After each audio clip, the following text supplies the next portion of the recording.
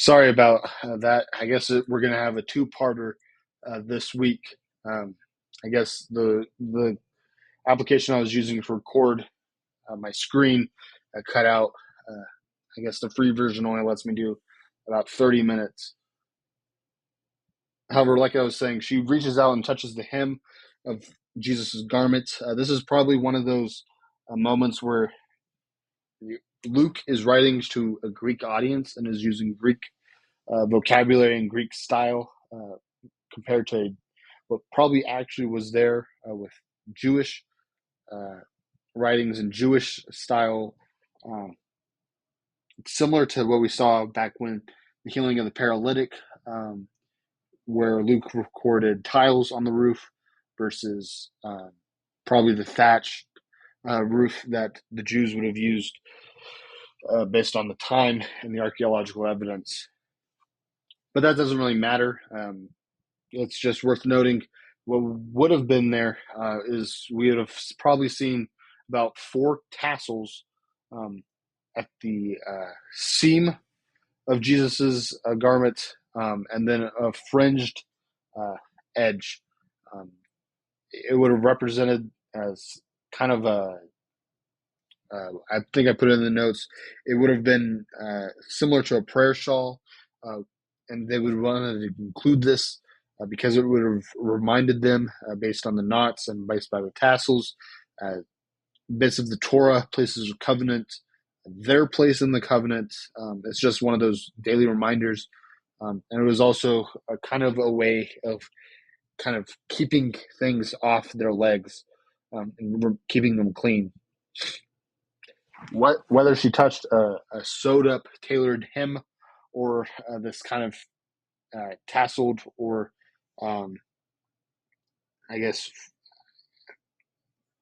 a tassel or something like that, it's not the significant part. The significant part is what we see here is there's kind of two different understandings of what just happened.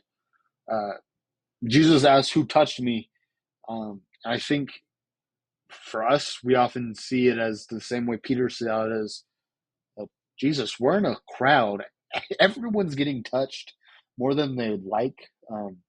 Everyone's getting touched by more people than they would like. What do you mean, who touched you? We're all bumping into each other. But I think what we're seeing here is Jesus asking, who touched me with an intent?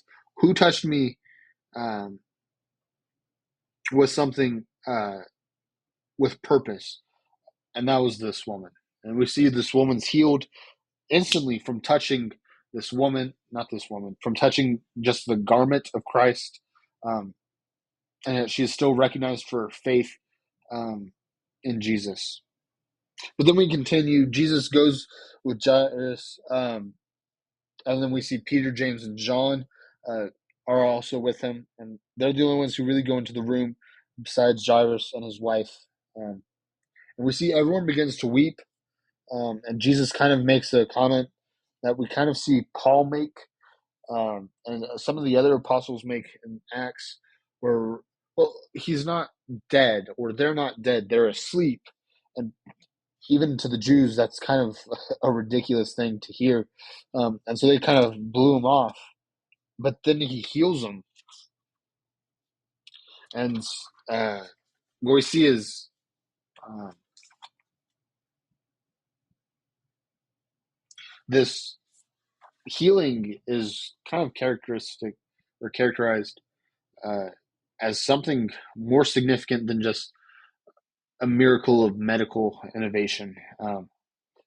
Everyone believed, for good reason, that this girl was dead. She was absolutely dead.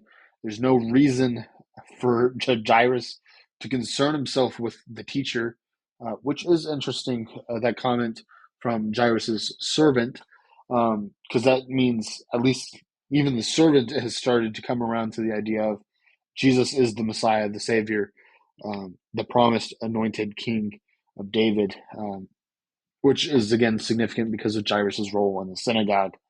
Um, However, what we also see is Jesus's healing isn't just I'm trying to focus on that line about give her something to eat. And that'd be notable because uh, there's a plenty of records of when people die, they their bowels kind of empty or get pretty darn close to empty. And there's a few things um, that we know remain in the stomach, uh, or if it's in a certain stage of digestion, it will be there. However, um, due to her illness, we can assume that she probably didn't have a whole lot to eat, and now she has been dead and has uh, had her bowels emptied by natural forces.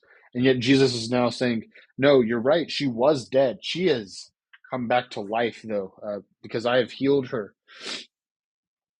And so, what we see in these two stories, and this is kind of our question uh, that I've included for this section, is we see Jesus use his power and his authority over death and illness.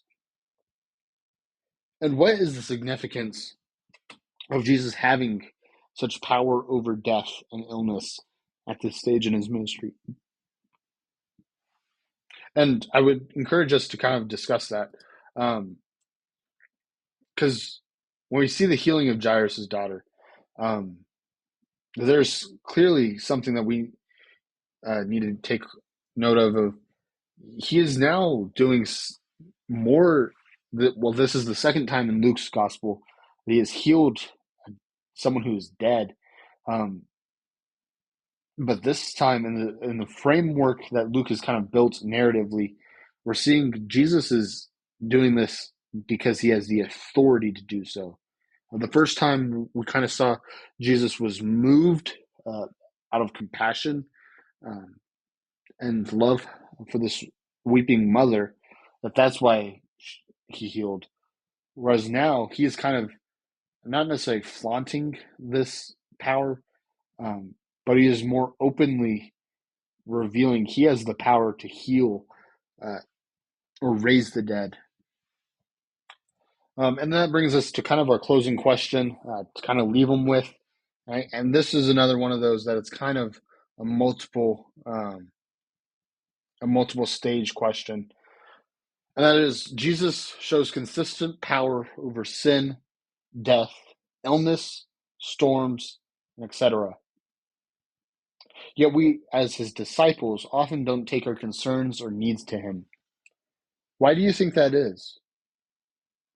Is there something you need to take to him this morning? I thank you guys for your flexibility, and I thank you for being such great teachers. Um, that's kind of the outline and kind of form I'd kind of suggest us taking this week. Go and make it your own.